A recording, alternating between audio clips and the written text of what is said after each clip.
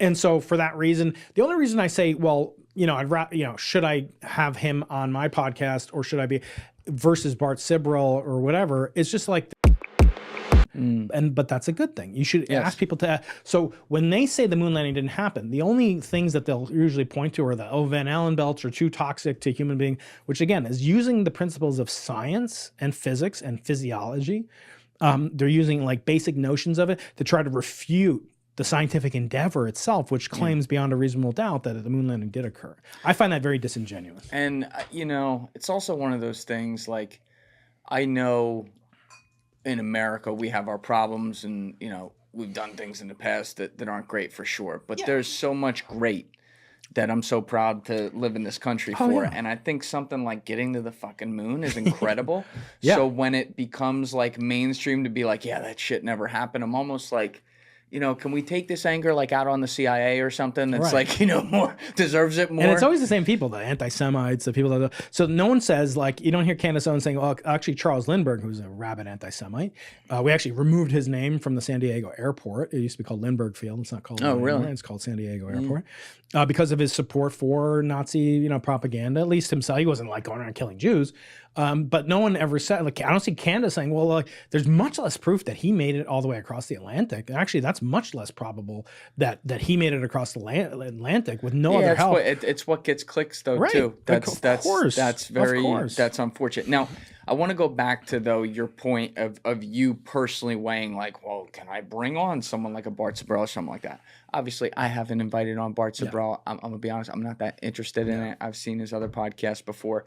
But, like, I wouldn't say, like, he's not allowed on my show or something like that. Like, if one day I wanted to do it, I'd be like, okay, I'll do it. The difference between you and me, and this is where I see it from your perspective, is I'm not a physicist. Right. I'm a fucking podcaster. I sit in an armchair that doesn't even have fucking arms on it. You know what I mean? And so when I get these perspectives, it's kind of my job and a part of my being as someone who's not the expert on one set thing to get all the different perspectives and talk about it. An enormous platform. You're 1 million subscribers strong just on YouTube. I mean, think of how many other million might be listening to it, might be seeing clips, all sorts of things. You've probably, at some level influenced, a fraction of the Earth's surface that's not insignificant. Okay. So you have a much bigger, the people that listen to my podcast, very different demographic than listen to your podcast. Yeah. But I see what you're saying. But if I get all the perspectives covered, and I make it clear that, like, hey, I know less about this thing, or maybe I know more about that thing right there. In my opinion, that's just asking questions. And sure.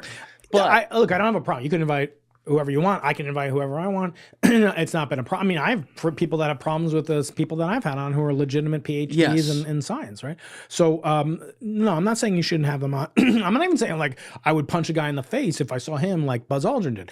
I just think his motives are questionable. Bart, speaking about Bart in particular, that could be fair. I think Terrence legitimately believes that he is being suppressed. I believe that he's been traumatized psychologically by Hollywood, by certain contractual things. I know he's involved in various lawsuits and so forth. I don't think he does himself a favor when he challenges people like this guy, Professor Dave. He wants to have a duel with him. He wants to have a duel? That's what Dave said on his podcast. Like a legal duel under Texas law kind of thing? No, like a gun duel, like a battle of knives. Like that's like a legal duel under... legal. Okay, I'm pretty sure it's legal in Texas. Yeah. Right? They'd be doing that Aaron Burr shit down Dave there. Did a video about that. We should do that in Brooklyn, Joe. See how that works out. So, I consider Terrence not to be a friend, but we've communicated. He's friendly. Let me say we're friendly. He seems like a really good guy. And again, I think I love him as an actor. I think he's done incredible work. And I think he's a genuinely creative individual.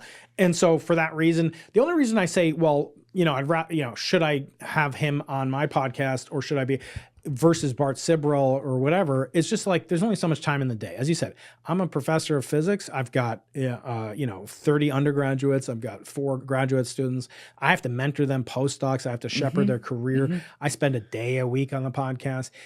For me, it has to be a pleasure. Like, if I'm not enjoying what I'm doing, I'm not going to do it. I'm not doing it to sell books. You wouldn't enjoy it if you could talk with someone in a fair way, not to do gotcha shit, but to sit down and have a discussion, and in that discussion be able to get across points that are going to maybe win over people who previously would have thought something that you view as objectively wrong. Do you think Bart is capable of being won over? Like, do you think any amount of evidence that no, not him. Okay, so fine. Not so, him. so you agree? So we're not debating him. No, I'm debating the people that could be listening. And then, like Terrence, for example, Terrence was on Joe Rogan with Eric Weinstein. That was a very good episode. It was a very good episode. Yes. Millions of people saw it. And then afterwards, Terrence went on Patrick Bet David and talked about Eric and how he was, concerned and thought Eric, did some disrespectful things to him. And in fact, it didn't seem like Terrence was all that happy with that interview on Joe Rogan. He felt like Eric was, not giving him what he called a peer review. And Eric said, it's not going to be a peer review. I'm not his peer, or he's not my peer. And I think, Terrence can maybe consider that to be, offensive, or I don't want to speak for either one of the guys, but the point being, what's the upside? Like, is it going to be enjoyable to like debate 1 × 1 = 2, which I did. So here's my alternatives. I did reaction videos about Bart. I demonstrated how completely fallacious all of his points are one by one. Maybe it was about a year ago. If I had to do it over again, maybe I wouldn't be so, snide or condescending or just snarky about it. And I've improved how I do that. Like I did a reaction video to this other guy, Eric Lerner, who claims the Big Bang didn't happen, or this channel Astrium, who's like promoting Stephen Hawking in a way that's illegitimate. So I've moderated that. Or when I did leaving a lot on the bone here. Keep going. Yeah. So then, I did a reaction to Terrence Howard. I went through why are we 100% sure that 1 × 1 = 2? All these different things. Here's the bottom line. You can't prove anything in science. Science is not about proving. So I can't prove to you that this thing has a mass of 13 grams or whatever it does, right? I can't prove to you it's going to go down exactly at because science is not about proof in the way that people use the word proof. People use the word proof in one of 2 different ways: mathematical proof, which is certainty, which, by the way, Terrence Howard doesn't believe in, right? So he's saying that 1 × 1 = 2, which means he violates all the laws of arithmetic, basic laws of rational and irrational numbers. And I went through that, and I show the piano axioms. There's laws of mathematics that go through it. It's complicated to show that 1 + 1 = 2 and that 1 × 1 = 1. It takes hundreds of pages of abstruse math, but you can do it. You can prove what math can prove.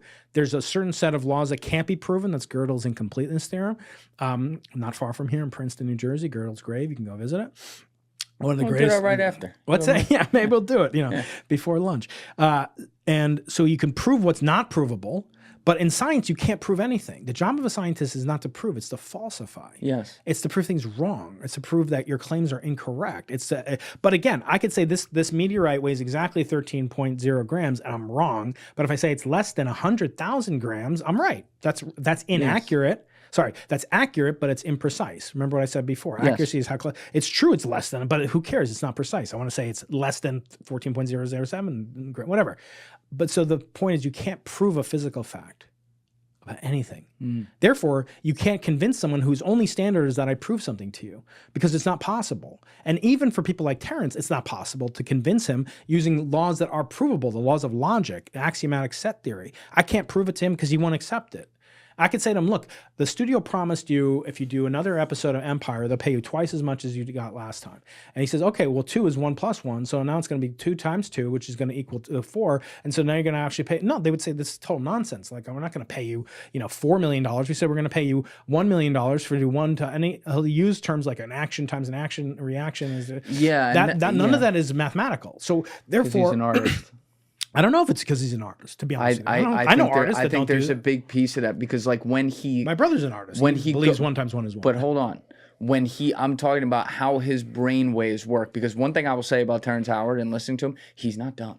Oh no, he's a very smart guy. It's just like he's one of the top people I'd like to just spend some time talking about acting with. That doesn't mean that he's right, obviously, which is what we're getting at. But the way he was thinking about that, where he's like, when does an action with another action not have a bigger action? It's like, in theory, that's right. There's no common lexicon. Like, if there's this famous, notion, it's precursor to the Turing test. You've heard of the Turing test. Of course. Something is artificially generally intelligent.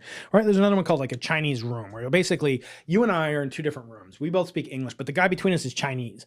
And he's translating for us from me into English, into Chinese, back to English for you, or something like that.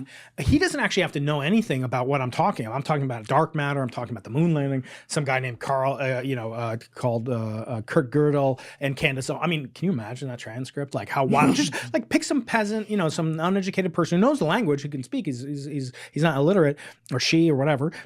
In China, put them in the middle, put her in the middle, and they're just translating back and forth. They don't know what the hell we're talking about. They don't have to know what we're talking about. But there's a law, and you can encode everything mathematically and see if it makes sense, in terms of logical consistency. You can't do that with certain things. You have to have inputs from the external physical world that you and I have to agree upon, right? If we agreed to meet at a certain time and place, and your definition of time is something from like the Choctaw Indians had a different notion of time than say Western, colonizers had or whatever, right? So, okay, so when you say we're going to meet at a certain time, like that didn't make sense. It doesn't mean that they're late or not, but you have to give the external inputs. Then we can agree on something. That's calibration. I can't, see the actual benefit. Yes, I'll get a lot of views, but judging from YouTube, I mean, first of all, that's not a huge goal of somebody in life, right? Getting views about science. It has to be something I'm proud of, right? And I'm very proud of interviewed, like I said, 21 Nobel Prize winners, top people like Claudia DeRom and, other friends and people that you and I know together. And I'm putting together sort of a university of people that I wish I'd gone to. Now, there's a subset of that university which should do critical thinking. And I agree. Sometimes you can have an exceptionally important and impactful conversation about the importance of critical thinking. Yes.